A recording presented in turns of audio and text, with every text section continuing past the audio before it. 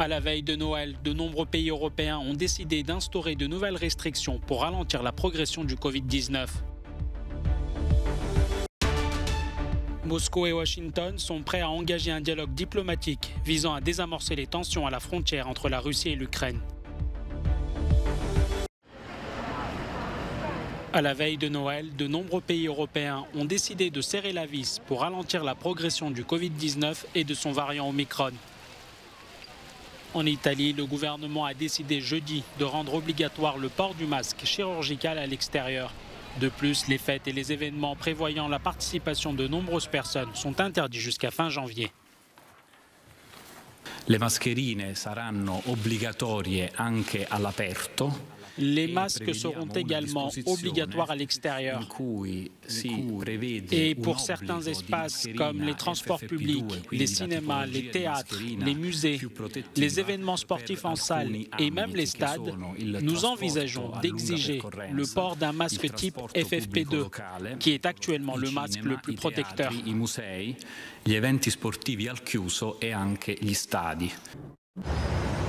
De son côté, le Danemark a annoncé jeudi que les voyageurs entrant sur son territoire devront fournir un test de Covid négatif, même s'ils sont vaccinés. Fortement touchés par le variant Omicron, les sorties au cinéma, au théâtre ou en concert ne sont plus autorisées. Tandis qu'en Suède, bien que le nombre de contaminations augmente, le ministère de la Santé mise sur la vaccination contre le Covid-19.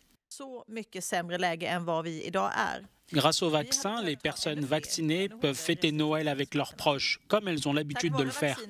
Et grâce à la vaccination d'un plus grand nombre de personnes et à l'administration d'une troisième dose à tout le monde, nous pouvons probablement nous attendre à des jours meilleurs.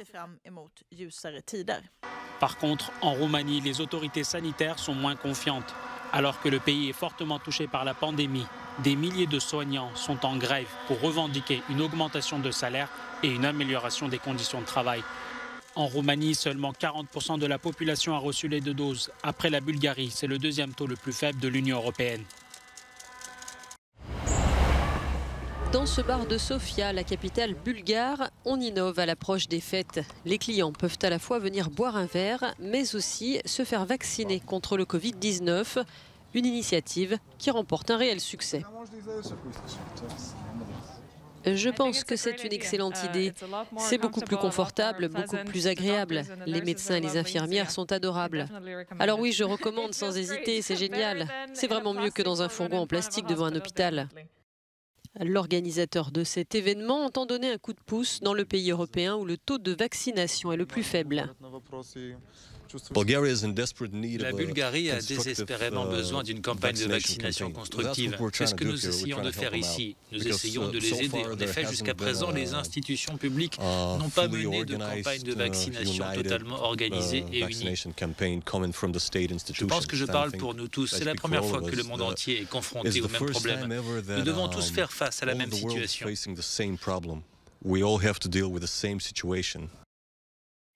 Un environnement festif, loin des hôpitaux bondés. Même le Père Noël n'a pas pu résister. Un client est ainsi venu déguisé pour son rappel vaccinal. C'est le seul bar en Bulgarie où on n'a pas besoin d'un pass sanitaire pour entrer, mais où on en reçoit un en sortant. C'est très amusant parce que la plupart du temps, les gens viennent aussi pour une consultation. Ils peuvent se détendre tout en se faisant vacciner. C'est mieux pour nous, c'est plus agréable pour vacciner. Et pour eux aussi, ils sont plus contents.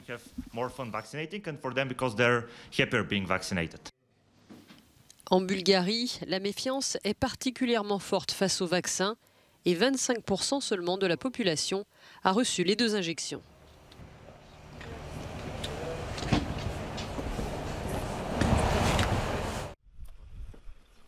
C'est peut-être le premier signe de réchauffement des relations entre la Russie et l'Occident. Un dialogue diplomatique visant à désamorcer les tensions à la frontière entre la Russie et l'Ukraine pourrait avoir lieu dès le mois prochain à Genève. Mais avant une quelconque discussion, le président russe rappelle aux Occidentaux la ligne rouge à ne pas franchir. Sans stratagème, nous avons juste demandé qu'il ne doit y avoir aucune avancée supplémentaire de l'OTAN vers l'Est. La balle est maintenant dans leur camp. Ils doivent nous répondre. À cet égard, je tiens à souligner que dans l'ensemble, nous avons constaté une réaction positive jusqu'à présent. Nos partenaires américains nous disent qu'ils sont prêts à entamer une discussion au tout début de l'année prochaine à Genève. Un peu plus tard, la porte-parole de la Maison-Blanche, Jen Psaki, a confirmé que les États-Unis étaient prêts à engager un dialogue diplomatique avec Moscou, tout en précisant que ça ne se fera pas sans condition. Nous travaillons à engager un dialogue diplomatique. Des propositions ont été avancées par les Russes. Nous sommes d'accord avec certaines, mais pas avec toutes. À ce propos, le sujet de l'OTAN est un bon exemple. Nous voulons finaliser ces derniers points. De leur côté, les dirigeants de l'Union européenne ont réaffirmé leur soutien à l'Ukraine. Jeudi, le chef de la diplomatie de l'Union européenne, Josep Borrell, a de nouveau appelé Moscou à la désescalade et au respect de la souveraineté et de l'intégrité territoriale de l'Ukraine. La pandémie, les tensions avec l'Ukraine ou encore la crise énergétique, autant de sujets majeurs qui étaient au cœur de la traditionnelle conférence de presse annuelle de Vladimir Poutine. Sur l'Ukraine, le président russe rappelle aux Occidentaux la ligne rouge à ne pas franchir. Moscou ne tolérera pas que l'Alliance atlantique avance ses pions vers la frontière russe. Nous l'avons dit très clairement, il ne doit pas y avoir d'expansion de l'OTAN vers l'Est. La balle est dans le camp des Occidentaux. Ils doivent désormais nous donner une réponse. Concernant les tensions énergétiques, alors que les stocks de gaz sont au plus bas en Europe, Vladimir Poutine se dit disposé à augmenter les livraisons vers le continent, mais dans le cadre de nouveaux contrats à long terme pour stabiliser le marché.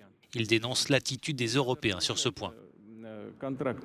Il n'y a pas besoin de détruire les contrats à long terme, dit-il, mais la Commission européenne nous a dit qu'il fallait passer au lien de marché, que le marché allait tout réguler. Et donc le marché a régulé et les tarifs ont grimpé. Enfin, sur la pandémie, Vladimir Poutine espérait une immunité collective de l'ordre de 80% d'ici le second trimestre. À ce stade, 44% de la population russe est vaccinée. À l'issue de cette conférence de presse, on pourrait arriver à la conclusion que la balle n'est pas dans le camp de la Russie sur de nombreux fronts. Le pays attend des garanties de sécurité immédiate ainsi que des offres et des demandes de contrats de gaz et aussi des preuves de l'empoisonnement présumé de l'opposant Alexei Navalny, des preuves que la Russie n'a toujours pas reçues selon Vladimir Poutine.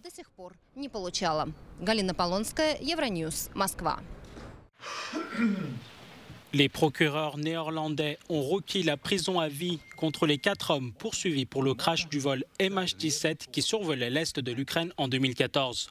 3 Russes et un Ukrainien, tous des séparatistes pro-russes de l'est de l'Ukraine, sont accusés d'avoir abattu l'avion avec un missile sol-air. Les proches des victimes ont applaudi les peines demandées. Pour ce crime, c'est-à-dire le crash d'un avion et la mort de 298 innocents, il n'y a qu'une seule peine appropriée, et c'est la prison à vie. Nous espérions cela, et maintenant c'est à la Cour de décider.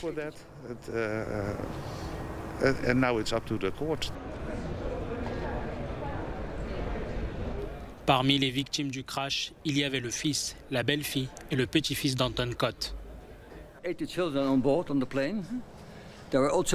Il y avait 80 enfants dans l'avion. Le plus jeune des enfants avait 1 an. Ils avaient toute leur vie devant eux. Il n'y a plus de vie pour ces enfants maintenant. C'est incroyable, c'est horrible. Donc oui, je suis très heureux du résultat d'aujourd'hui. Le 17 juillet 2014, le vol MH17 reliait Amsterdam à Kuala Lumpur quand il a été atteint en plein vol par un missile sol-air qui a détruit l'avion et tué les 298 passagers. Le verdict du tribunal de Schiphol, près d'Amsterdam, n'est pas attendu avant fin 2022. Kim Potter, l'ex-policière américaine qui a tué un jeune conducteur afro-américain, a été reconnue coupable d'homicide involontaire. Lors d'un contrôle routier en avril dans la banlieue de Minneapolis, l'ex-policière avait tiré sur Dante Wright. Elle disait avoir confondu son arme de service avec son taser. Kim Potter sera fixée sur son sort en février. Elle encourt une peine maximale de 25 ans de prison. Les visiteurs sont de retour dans le village du Père Noël, à Rovaniemi, en Laponie finlandaise. Cette année, bien qu'on ne peut pas faire de câlin au Père Noël, il continue de lire les lettres qui viennent des 4 coins du monde. Chaque lettre envoyée ici reçoit un cachet spécial du Cercle polaire arctique. Outre la visite de la maison du Père Noël, il y a de nombreuses autres attractions à Rovaniemi, qui regorgent de commerces, de restaurants et de cafés.